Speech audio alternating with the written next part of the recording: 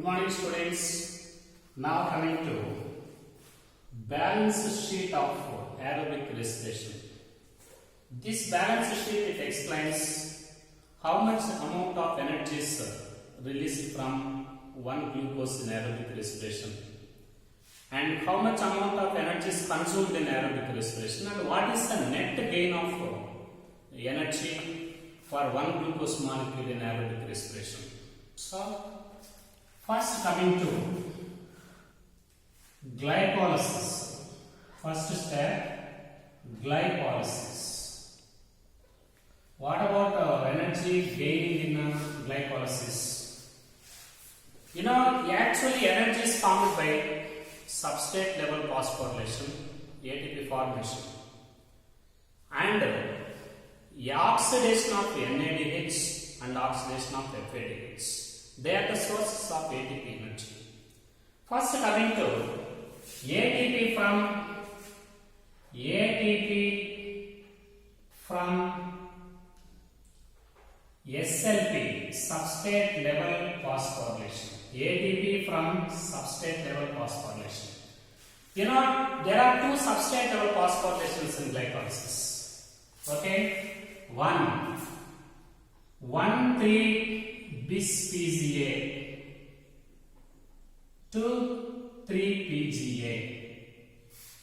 This is one of the substrate level phosphorylation. For two trioses, they produce two trioses, each one will produce 1 ATP, that is equal to 2 ATP molecules. In this substrate level phosphorylation, 2 ATP molecules are formed. And next one, phosphoenol pyruvic acid to pyruvate. This is the last reaction under second substrate level phosphorylation. Here also two trioses each yields 1 ATP, that is total 2 ATP. Okay, total ATP formed in glycolysis for one glucose molecule. This is 4 ATP molecules. Okay, total 4 ATP molecules are formed. But some amount of ATP they are consumed. ATP consumption. ATP consumption. Okay. So you know the first reaction, that is glucose to glucose 6-phosphate. Glucose 6-phosphate. Here 1 ATP is consumed. Similarly, fructose 6-phosphate to fructose 1,6-bisphosphate. Here also 1 molecule of ATP is consumed. Total ATP consumed.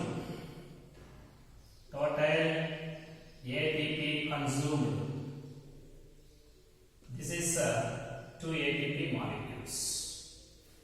And ATP net, that is equal to 4 minus 2 is equal to 2 ATP is the net. This is the nature of ATP molecules in glycolysis. Now coming to ATP from NADH. ATP from NADH. You know, 2 NADH2 molecules are formed from one glucose molecule in glycolysis. 2 NADH2. What is the reaction? Such a reaction is G3P2 1,3-bis PGA. This is only the oxidation reaction. Here, 2 trioses they yield 2 molecules of NADH2. But during electron transport system, each cytosolic NADH2 it contributes 6H+. 6H+ they yield 2 ATP molecules. 2 into 2, that is equal to 4 ATP molecules.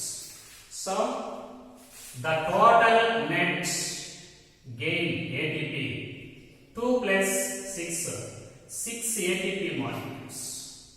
6 ATP, the total gain in glycolysis Not only from substrate level phosphorylation but also from NADH2 oxidation. Total 6 ATP molecules are formed in glycolysis. This is considered as A. This is can be constituted A. This is the nature of NAD and ATP production and balance it up in glycolysis. Now coming to second one, pyruvate oxidative decarboxylation. This is second step, pyruvate oxidative decarboxylation. So here pyruvic acid to acetyl coenzyme A. Okay, two pyruvate molecules are converted into two molecules of acetyl coenzyme A, and it also yields two molecules of NADH2. Two molecules of NADH2 are formed in this reaction. These NADH2 are matrix NADH2. So they contribute 10 H plus in electron transport system and yields each 3 ATP. That is equal to 6 ATP molecules are formed in this second step. This is second step, can be constituted B. In first step, 6 ATP molecules. Second step, 6 ATP molecules. Now coming to 3 Krebs cycle. Krebs cycle. So in this Krebs cycle, okay, some ATP are directly formed from substrate, that is called substrate level phosphorylation. Some ATP are formed from the oxidation of NADH2. Some ATP are formed from the oxidation of FADH2 also. There are 3 sources in a Krebs cycle for ATP synthesis. First coming to SLP ATP. ATP from SLP. You know, there is only one substrate level phosphorylation. What is substrate level phosphorylation in this Krebs cycle? That is succinyl coenzyme A to succinic acid. Succinic acid. Here, 2 acetyl coenzyme A produce 2 into 1 is equal to 2 ATP molecules. 2 ATP molecules are formed directly from substrate level phosphorylation. Now coming to ATP from oxidation of NADH. ATP by oxidation of NADH. This is called oxidative phosphorylation. You know, in 3 reactions NADH2 are formed in one turn of Krebs cycle. What are oxidation reactions and NADH2 producing reactions? Isocitric acid to oxalosuccinic acid. Oxalosuccinic acid. Here 2 into 3 is equal to 6 ATP molecules. 2 acetyl coenzyme they produce 2 isocitric acids, and each NADH2 it contributes 10 electrons and 3 ATP. Now coming to another one, alpha ketoglutaric acid, glutarate to succinyl coenzyme A. Here also 2 NADH2 each yields 3 ATP, that is 6 ATP. And next oxidation reaction, malic acid to oxaloacetic acid. Here also 2 into 3 is equal to 6 ATP. Okay, total 18 ATP they are formed. 18 ATP they are formed by oxidation of NADH2. Now coming to ATP from FADH2. ATP from FADH2. ATP from FADH. Okay, only one FADH2 is formed in one turn. For one glucose molecule, 2 FADH2 are formed. That is such a reaction. This is succinic acid to fumaric acid. Succinic acid to fumaric acid.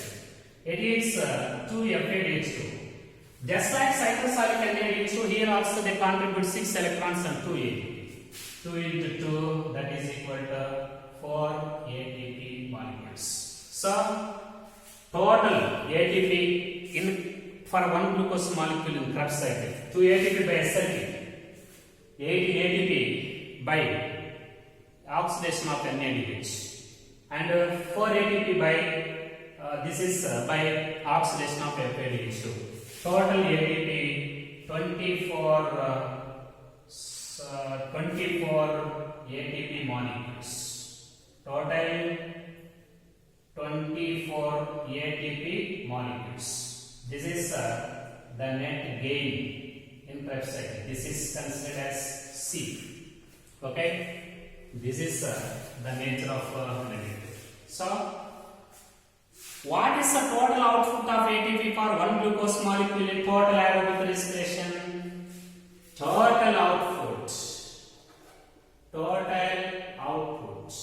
is equal to A plus B plus C. A is equal to 6 ATP, B is equal to 6 ATP, C is equal to 24 ATP. That is 36 molecules. This is the total output of ATP for one glucose molecule in aerobic respiration. This is in kilocalories, 36 into 7.6. Each ATP consists of 7.6 kilocalories energy. 36 into 7.2, that is 273.6. Okay, 273.6 kilocalories energy. Okay, but what is the total energy released from the reaction, aerobic reaction according to standard equation? That is 686 kilocalories minus this amount of energy is preserved in the form of ATP. That is 273.6. That is equal to, this is equal to 412.4 kilocalories energy. Okay. Total energy from glucose molecule in aerobic respiration 686 kilocalories. And 273.6 kilocalories energy is preserved in cells in the form of ATP. Remaining energy, this is released in the form of heat energy. This is released in the form of heat, wastage energy. This is the calculation for aerobic respiration. But in case of anaerobic respiration, what about anaerobic respiration? What is the total output of ATP and what is the remaining energy? Only 2 ATP is the output in anaerobic respiration. 2 into 7.6, this is 15.2 kilocalories energy is reserved energy. And remaining energy, what is the total energy present in oxidation in anaerobic respiration? That is 56 kilocalories minus 15.2, that is equal to 40.8 kilocalories energy. This is released in the form of heat energy. So students, one molecule of glucose is completely oxidized in anaerobic respiration. It yields 273.6 kilocalories energy is preserved in the form of ATP. Remaining 412.4 kilocalories energy it is released in the form of heat. That is actually this is wastage energy. But in anaerobic respiration only 2 ATP is output. 2 into 7.6 kilocalories, that is 15.2 kilocalories energy is preserved in the form of ATP. And remaining energy according to standard equation, that is 56 minus 15.2, that is 40.8 energy is released in the form of heat. This is the balance sheet of anaerobic respiration.